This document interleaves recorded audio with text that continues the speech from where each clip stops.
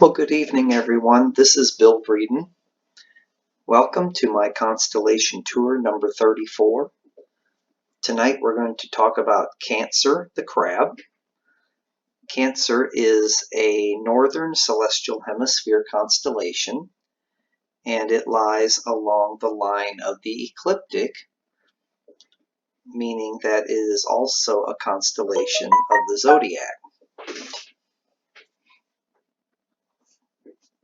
So we have Stellarium here set up for February the 22nd, 2021 at about 11 minutes after 7 p.m. I've chosen to set this up for late February because Cancer the crab is best viewed between February and April. So it is a late winter and early spring constellation. I also have Stellarium set up for viewing from St. Louis, from a moderately light polluted suburban location. Now, Cancer the crab is a faint constellation. In fact, the brightest object in the constellation is not even a star. It's an open cluster. So that tells you how faint it is. So what's the best way to find Cancer the crab? Well, I have us set up here as looking southeast in the late winter. So let's look up a little higher in the sky and see if we recognize anything. I see Orion's belt here, and I see the Gemini twins over here, and over to the left I see the backward question mark of Leo just rising over here in the east. So with it being late winter, early spring, you would expect to see Leo rising, as Leo is a signpost of spring. So the best way to visualize where Cancer the crab is in the sky is to look in front of Leo here, the backward question mark, and behind the Gemini twins. So that leads you to this big old empty area of sky here. Now, you may be tempted to look at these faint stars here, or even these two stars here, but those would not be Cancer the crab either. Okay, these two stars here are part of Canis Minor. This is Procyon here, and these faint stars down here are part of Hydra. I believe that's Hydra's head there. So Cancer the crab is actually in this open area of sky, and from a darker location you may even be able to see an open cluster M44 as the brightest object in Cancer the crab. So let's have a look at the constellation lines, and you will see Cancer is located right here between the Gemini twins and the backward question mark of Leo. And this little circle of stars here is the head of Hydra. So there's not much to see by naked eye in Cancer the crab, except for the Beehive Cluster, M44. I'll show you the mythical figures for Cancer the crab, and it's right here. And it looks like Leo the lion is running right towards the crab's claws here. So that's one way to visualize where Cancer the crab is in the sky.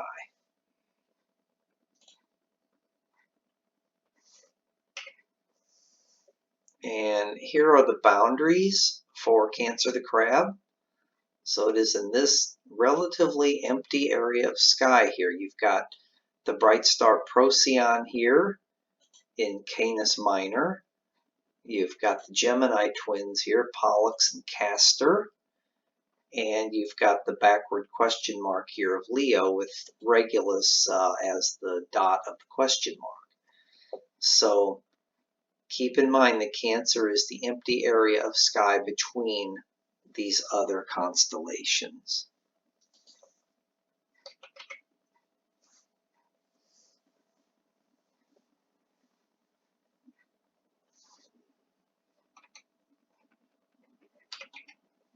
So I've put the ecliptic up here in the sky here, and you can see that the ecliptic runs through Gemini first, and then crosses into Cancer the Crab, and then finally into Leo. And the ecliptic is simply the path that the sun follows through the sky during the course of a year.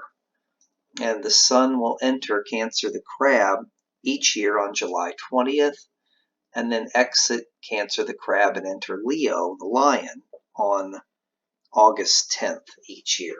So the sun spends July 20th through August 10th within the boundaries of Cancer the Crab.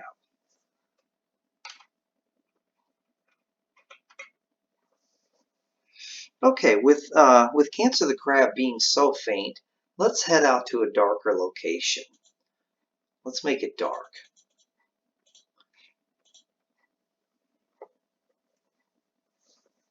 And you can see that even from a dark location, that it's not easy to see. You've got Hydra's head here. You've got the backward question mark of Leo here. You've got Pollux and Castor here, the Gemini twins there, and Procyon and Canis Minor here.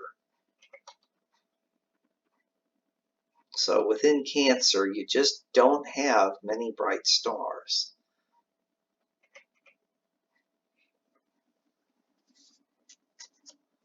So let's look for a couple of double stars within Cancer the Crab.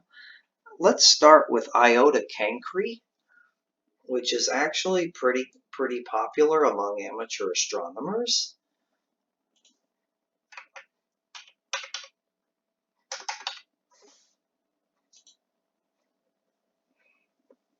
Now this is a 4th magnitude double star. Let's have a look at it through the finder scope.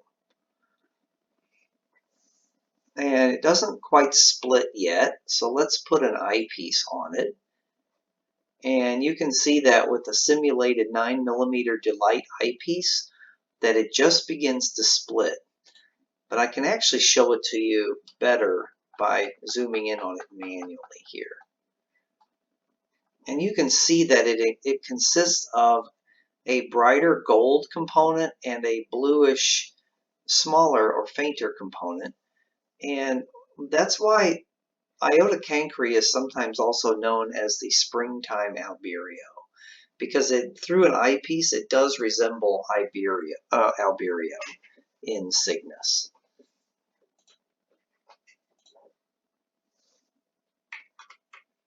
Okay, let's return to a naked eye view. And can you find the open cluster M44? It's probably the brightest thing in Cancer the Crab. Looks like it's right about there. Or maybe it's over here. Let's see where Stellarium takes us. Oh boy, I was wrong. So here, this is M44, the Beehive Cluster. So let's look at it through the finder. Oh yeah, that's nice. The Beehive actually looks nicer through binoculars or the finder scope than it does through an eyepiece. And let's put a low power eyepiece on it. And there's a simulated view of M44 using a 24mm panoptic eyepiece. M44 shines at magnitude 3, and it's located 577 light years from Earth. So for an open cluster, it's actually pretty close to us.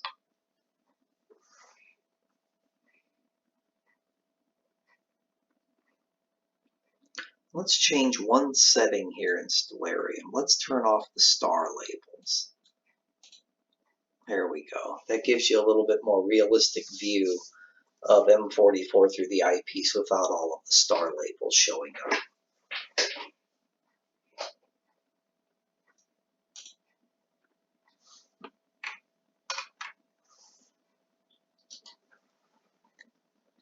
Okay, I have a multiple star on my list within Cancer the Crab, and that is Zeta Cancri.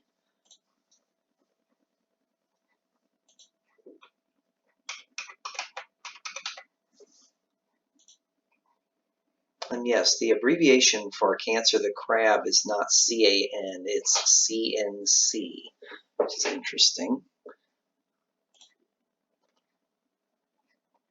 Here's a finder scope view of Zeta Cancri. It looks like it has a small component here next to it. It's listed as a multiple star. So let's have a look at it through a low power eyepiece. Now, is this a component of it? Maybe, not really sure. Let's put a little bit more power on it. And even my 9mm eyepiece, unless this is considered a component of it, it doesn't look like the star itself is splitting. Let's zoom in on it manually. There we go. Oh my goodness, it's going to split more than once. So you can see here that it's splitting into a triple star system. You would probably want to use a 6mm eyepiece or even a 9mm eyepiece with a Barlow lens in order to split this into a multiple star.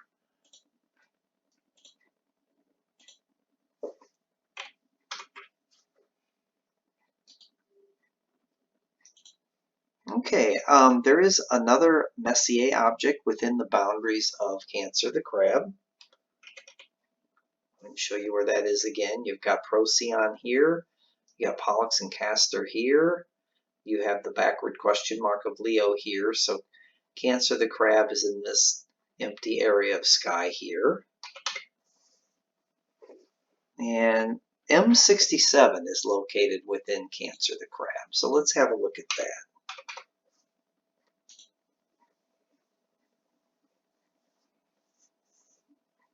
And let's look at it through the finder. There we go. M67 is another open cluster.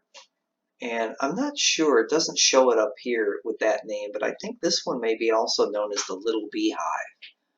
With it being within Cancer the Crab as well as the beehive itself, I think this one's called the Little Beehive. Let's go for a wide angle eyepiece, 24mm panoptic, and you can see the cluster is bright but small.